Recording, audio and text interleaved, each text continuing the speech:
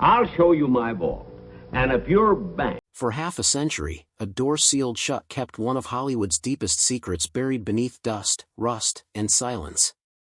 Jack Benny, the man millions adored for his cheapness jokes, the king of radio comedy, the man whose pauses could make America laugh, left behind something very different than laughter. Hidden inside his private vault were metal reels labeled with one unsettling instruction. Those reels stayed untouched for 50 years after Jack's death, protected by legal restrictions and the wishes of his estate. Researchers always wondered about them, but nobody dared to play what Jack himself locked away. Some believed they contained unfinished sketches or old radio scripts. Others thought they were personal letters. But no one knew the truth. Until now. When historians finally began restoring the reels, the sound that crackled through the speakers wasn't jokes, wasn't violin music, and wasn't anything meant for entertainment. It was Jack's voice, older, tired, and stripped of the public charm he wore like a costume. He was confessing things he had never dared say publicly. Stories about the years nobody ever asked him about. Secrets that could have destroyed his career. Stories from the silent chapters of his life, the ones he kept hidden behind the jokes, the pauses, and the penny-pinching persona. The vault wasn't just a room with memorabilia. It was the place where Jack Benny hid the truth, and now, for the first time, that truth is finally out. Jack Benny wasn't born into comedy. He wasn't even born Jack Benny. He entered the world as Benjamin Kubilski on February 14, 1894, Valentine's Day. A date poetic enough, but what his mother did was even more telling.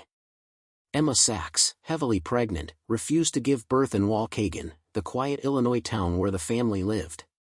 She traveled all the way to Chicago. Not because of medical reasons, but because she believed a big city birth certificate would give her son a better future.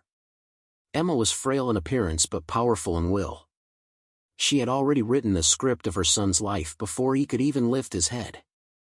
In her mind, Benjamin was destined to be a world-class violinist, a performer respected not for jokes, but for mastery.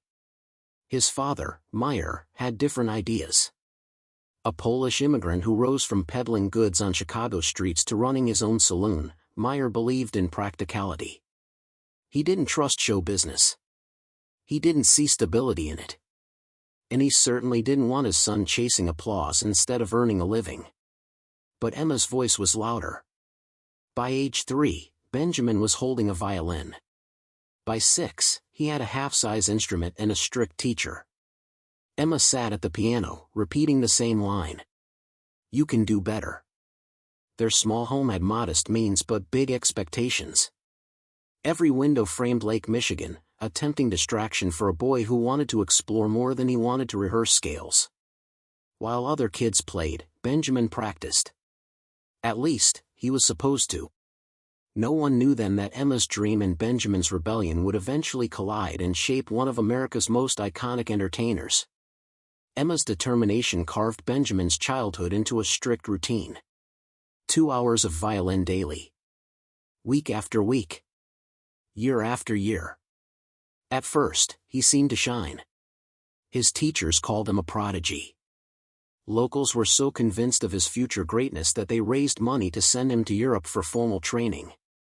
But Benjamin refused. He wasn't afraid of Europe. He was afraid of becoming trapped in a life he didn't want. A life where every day was the same song, the same bowing, the same suffocating expectations. Even as a boy, he wanted something else. Something fun. Something unpredictable. His true education came not from music rooms but from the crowded, smoky saloon his father ran. Traveling performers came through town constantly, stopping to eat, drink, and share stories. Benjamin watched them closely, their gestures, their timing, their jokes. He saw what made strangers laugh. It was an accidental mentorship courtesy of vaudeville's wandering souls. He found his natural comedic rhythm not in rehearsals, but in observation. Still, music was forced into him at every turn. His mother arranged lessons in Chicago under Hugo Korczak, a respected teacher who tried to shape Benjamin's raw skill into something refined. But Benjamin's heart wasn't in it. He was talented, yes. But talent means nothing without passion. Meanwhile, life at home shifted. When his sister Florence was born, Benjamin became protective, caring, and unusually gentle for a boy his age. But even that didn't pull him toward the path Emma envisioned. He would practice only until his mother stopped watching. Then he'd quietly lower his bow, stare out the window at Lake Michigan, and dream of a world where he didn't have to play the same notes every day. The violin was supposed to be his destiny. But he felt it tightening around him like a rope. If Benjamin's home life was controlled, school was the place where he broke free. He didn't just dislike academics, he ignored them entirely. He skipped classes, pulled pranks, and turned every opportunity into a joke. His humor wasn't crafted yet, but it was instinctive. The most infamous incident came during winter. He smeared Limburg cheese behind a classroom radiator. When the heat kicked in, the smell was so unbearable the entire school had to shut down. Teachers were furious. Students celebrated him. Eventually, the school expelled him during his freshman year. The principal offered one condition for returning: change. But Benjamin had already made his decision. School wasn't his future. Music wasn't his future. The life planned for him wasn't his future. What he wanted, what he truly craved, was the stage. Timing was everything. And life handed him a small opportunity that would grow into something far bigger than anyone expected. At just a teenager, he found work playing violin in the pit orchestra at the Barrison Theater. While his classmates memorized equations and grammar rules, he learned the rhythms of live performance. He studied performers from backstage, watched the crowd respond, listened to laughter echo through the hall. What he found there, the chaos, the energy, the unpredictability, lit something inside him. School had expelled him. But the stage welcomed him in.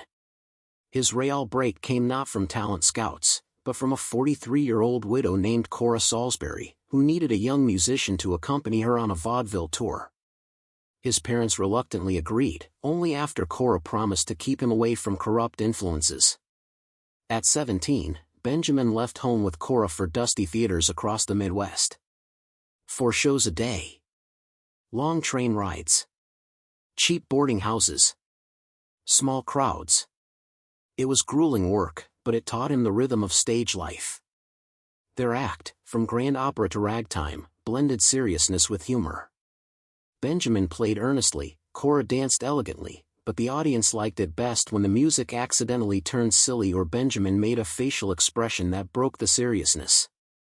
A strange, unintended truth was emerging. People didn't respond to his violin. They responded to him. Then came the first identity crisis. The famous violinist Jan Kubelik threatened legal action, claiming Benjamin's last name was too similar. Terrified of losing his job, Benjamin changed his stage name to Ben K. Benny. Problem solved? Not quite. Another performer named Ben Burney claimed the new name was too close to his. Another lawsuit threatened. More frustration. More fear. More confusion. By his early 20s, Benjamin had 3 different stage names. None truly felt like his own. But he kept performing. Kept improving. And slowly, the awkward young violinist started blending comedy into the act, tiny jokes, small quips, little smirks. His true identity was coming. But first, life had one more detour planned. In 1917, Benjamin, now calling himself Jack Benny, performed with pianist Lyman Woods. They earned an impressive income for the era, often making $350 to $400 a week. That money wasn't just financial success, it was a badge of validation. But then came their most important performance, the Palace Theater in New York. It was the stage of vaudeville. The place careers were made. And Jack bombed. Their act followed an animal routine, and the audience wasn't interested in returning to classical music jokes after dancing dogs and trained pigeons. They barely listened. They barely looked. Every moment on stage felt heavier than the last. Jack was devastated. His career momentum shattered. His confidence crumbled. The partnership dissolved soon after. And with war raging across the globe, Jack enlisted in the Navy. That failure, painful as it was, pushed him toward the moment that would define the rest of his life. He didn't know it then. But New York's rejection was the best thing that ever happened to him. Because it forced him into the one place where he would discover who he truly was. Jack Benny entered the Navy at 23 and was stationed at the Great Lakes Naval Training Center. His early duties were familiar, playing violin at ceremonies, providing music during events, offering comfort through sound. But then came a night that changed everything. The camp held a talent show. Jack stepped onto the stage with his violin and began playing a serious piece, The Rosary. What he heard wasn't applause. It wasn't admiration. It was booing. Sailors shouted jokes. They mocked the seriousness. The room filled with noise that swallowed his music whole. His hands trembled. His performance collapsed. Then, from somewhere in the rowdy darkness, fellow sailor and future actor Pat O'Brien yelled, "Tell a joke, Jack." Desperate and humiliated, Jack said the first thing that popped into his mind, an offhand comment about the situation. The room exploded in laughter. Just like that. No violin. No preparation. Just timing, instinct, and a moment of surrender. Jack froze. For the first time in his life, he realized something shocking. One spontaneous joke could do what 17 years of violin training never could. From that night forward, he started performing comedy sketches in the Great Lakes Review, a camp entertainment show. He crafted a clumsy, lovable character named Izzy, leaning into awkward humor, slow burns, and sarcastic remarks. Crowds adored him. Sailors who ignored his music laughed at his jokes until their sides hurt. He performed for thousands, sometimes 5,000 at a time, turning humiliation into triumph. In the crucible of war, Jack Benny was reborn. In this new version of himself, it was something he didn't need to force. Didn't need to practice endlessly. Didn't need to pretend for. It was real. It was him.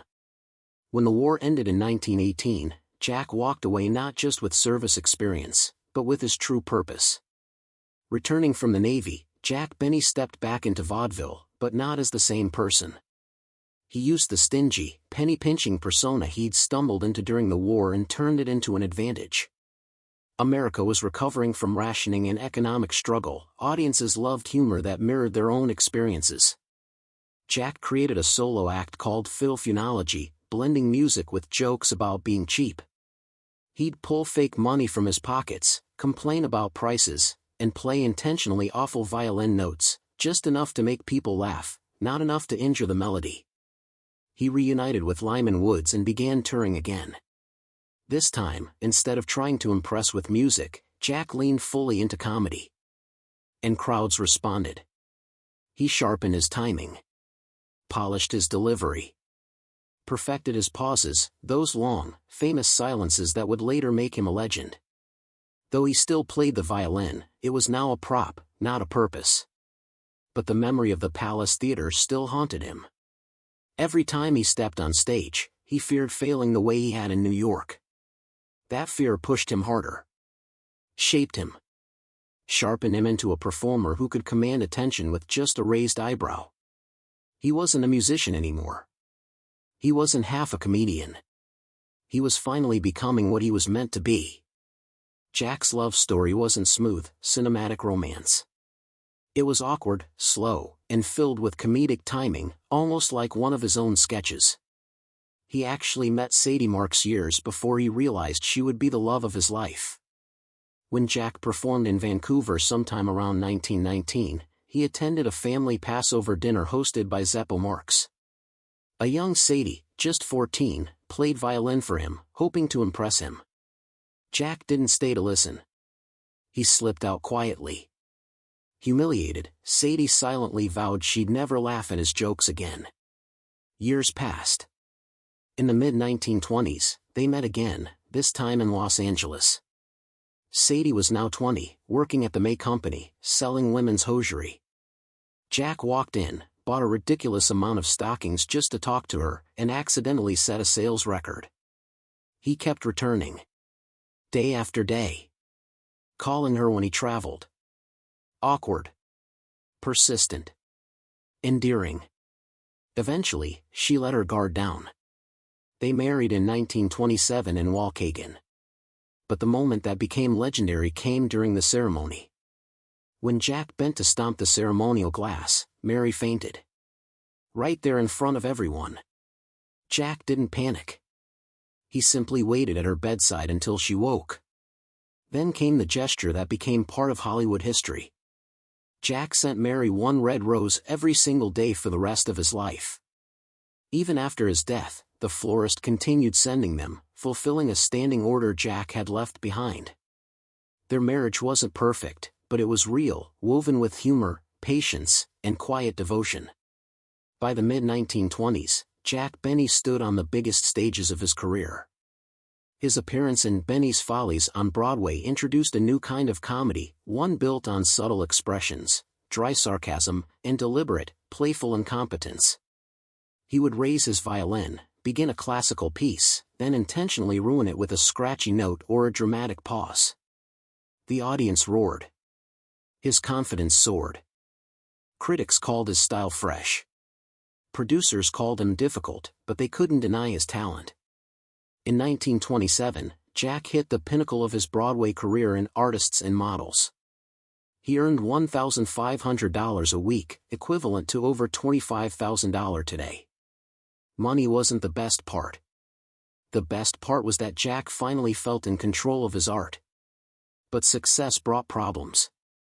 During one show, Jack began ad-libbing beyond his script. 5-minute sketches ballooned to 15. Crowds loved it. Producers hated it. Arguments erupted backstage. They threatened to fire him. Jack didn't care. He was discovering his uniqueness. He wasn't just performing. He was shaping a new genre. The confidence he'd lacked for years, after the Palace Theater disaster, was finally returning. Broadway had given him validation, but Jack wanted more. And soon, radio would give him the world. But every rise meets a fall. In 1927, the same year Jack married Mary and conquered Broadway, he found himself entangled in a scandal that could have destroyed everything he'd built. A theater manager accused Jack of underpaying orchestra musicians. Word spread fast. The musicians' union launched an investigation. Theater owners pulled bookings. Some threatened to blacklist him. Suddenly, the rumors painted him not as the lovable penny pincher, but as a heartless cheapskate. This wasn't a character flaw for comedy. This was a real-life accusation. Jack had to negotiate settlements and issue apologies just to salvage his career. But the damage was done. The stingy jokes that later made him famous came from this painful chapter. Audiences laughed at his cheap persona, but many in the industry knew the origins weren't entirely fictional. Every comedian carries a wound that shapes their humor. This was Jack's. While the scandal passed, its shadow lingered. He had to rebuild trust. Rebuild relationships. Rebuild the image he had worked so hard to create. Yet somehow, the career that nearly died in 1927 was about to be reborn again. By the early 1930s, Jack and Mary settled into Hollywood life. In 1934, they adopted a 2-week-old baby girl named Joan. Jack jokingly asked, "Why adopt such a funny-looking thing?" But the moment he held her, he softened completely. When Joan married at 19, Jack spared no expense. The gown was designed in France, flowers flown from Holland, and the reception took place at the Beverly Hills Hotel. The wedding cost $25,000, an astronomical sum that showed just how far Jack had come. Despite his penny-pinching persona, Jack adored his family. He saved his frugality for the stage, not his daughter. Through the 1930s, Jack and Mary navigated fame together. Mary became part of his comedic universe, bringing an awkward, sarcastic charm that audiences adored. Their chemistry wasn't manufactured, it came directly from their marriage. Jack's personal life was finally stable, warm, and fulfilling. But he wasn't done. His biggest breakthrough was just beginning. In 1932, Jack Benny stepped into radio with the Canada Dry program. The early broadcasts struggled.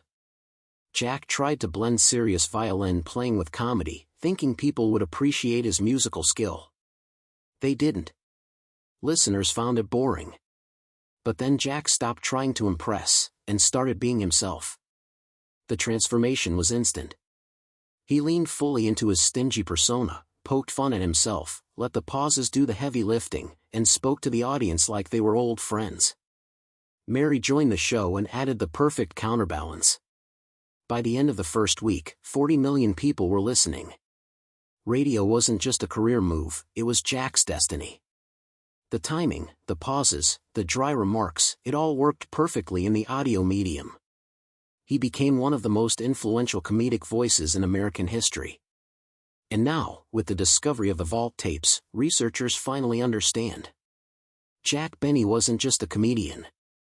He was a man running from expectations, shaped by humiliation, reinvented by war, and saved by humor.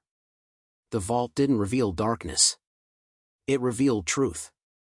The truth behind the man who made America laugh. Even when he couldn't always laugh himself. After Jack's death in 1974, one question haunted everyone: what was inside his real vault? Not the radio joke vault, but the actual steel-reinforced room in his Beverly Hills estate. For decades, friends, archivists, and even Mary refused to open it. She said Jack left instructions: not yet. Not until it's time. When Mary died in 1983, the vault still remained locked.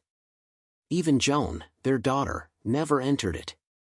Hollywood assumed it held financial paperwork, but the truth was much stranger. When researchers finally got access in the early 2000s, the first shock came from his handwritten journals. Entries from 1917 to 1920 were missing, ripped out completely. And where those pages should have been, there was a note. The Navy years were not what the public believes. Nobody ever questioned Jack's Navy story, it was the origin of his comedy persona. But these missing pages hinted at secrets that did not match the charming comedian the world adored. Inside a sealed envelope, researchers found an old military document stamped "Confidential, Special Services Division." It suggested Jack wasn't just entertaining troops. He had been reassigned during 1918. Historians had never seen this before. His military file had always been incomplete. But this confirmed that Jack Benny disappeared from the public record for almost 8 months during World War I. Why? No one knew yet. The biggest shock came from the audio reels. Thick, dusty, and marked in Jack's handwriting. Private, absolutely do not play. There were 12 reels in total. The first 3 contained confessions about his early vaudeville failures. But reel number 4 changed everything. Jack's voice was shaky. He said, "If they ever hear this, they won't remember the laughter, only the truth." Researchers froze. What truth was he talking about? And why had he recorded it in secret? Jack talked about showbiz enemies he pretended didn't exist. He mentioned performers who tried to sabotage him, steal routines, and even ruin his career. He named names, big ones. Some of the most respected entertainers of the 1920s and 1930s were suddenly part of a story nobody knew existed. Jack never revealed this publicly. He kept his public image clean, friendly, and humble. These tapes showed the opposite. He fought bitter wars backstage long before he became famous. In one recording, Jack described a breakdown in 1921 after leaving the Navy. He said he had packed his violin, bought a train ticket, and planned to return to Waukegan for good. He felt he had wasted his youth, and had no career left. A stranger on the train recognized him, praised his comedy routine from a Navy show, and said, "Kid, don't throw away the one thing you're meant to do." Jack said that moment saved him. Without that man, there may have been no Jack Benny at all. Inside the vault was a folder marked "Radio Deals, Restricted." It revealed that Benny had been pressured to shape his radio character to match political narratives of the time. Executives wanted him to be harmless, non-controversial, and comforting during the Depression. He was forced to drop jokes, rewrite episodes, and protect sponsors. Jack even admitted that some episodes were recorded multiple times due to censorship demands. The vault included letters from his family, musicians, and even Mary, some begging him to stop playing the stingy character. They said it was hurting his real-life reputation. But Jack refused.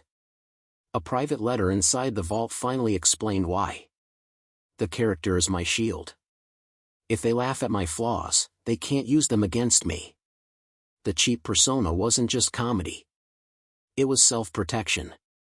One tape revealed that Jack secretly maintained a close friendship with a comedian who publicly hated him. Their fake rivalry boosted their careers. Behind the scenes, they collaborated on scripts and jokes. The public never knew. The vault exposed the truth. In this recording, his voice was weak. He knew he was dying. He talked about how he wanted to be remembered, not as a radio legend, not as a violin player, but as someone who made life feel lighter during America's darkest years.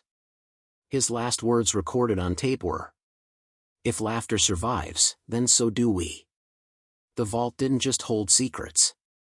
It held the truth of a man struggling with perfection, failure, identity, pressure, and fame. The world saw a smiling comedian with perfect timing. The vault showed the human being underneath, ambitious, insecure, brilliant, stubborn, and deeply sensitive. And that makes his story even more remarkable. Inside the vault, researchers found bundles of letters carefully tied with string. They were from fellow entertainers, some allies, some rivals, written over decades. What shocked historians wasn't the casual chatter, but the strategic planning and manipulation Jack had done behind the scenes. Some letters revealed secret deals to help struggling performers get on stage, while others disclosed the backroom politics of Hollywood contracts. Jack had quietly influenced careers, curated opportunities, and even prevented some scandals from going public. The public thought he was just a comic. The vault revealed he was a master strategist, shaping not only his legacy but also the fates of those around him. The last items discovered were several reels of unfinished radio scripts, sketched in Jack's handwriting. Some had crossed out lines, alternative jokes, and ideas that were never performed. One script was titled, "The Life I Never Lived." It contained scenes of Jack imagining a different path. What if he had left vaudeville completely? What if he had stayed a classical violinist? Some sketches were dark, almost melancholic, revealing fears, regrets, and ambitions that the world never saw. These scripts were not meant for the public eye. They were Jack's private reflections on life, success, and mortality. They showed that behind the comedic genius lay a man deeply introspective, sometimes anxious, always calculating. They reminded the world that the laughter we hear on stage is only a fragment of the life lived behind the scenes. Among the vault's contents was a small leather-bound journal, its pages yellowed with age, its edges frayed from decades of handling.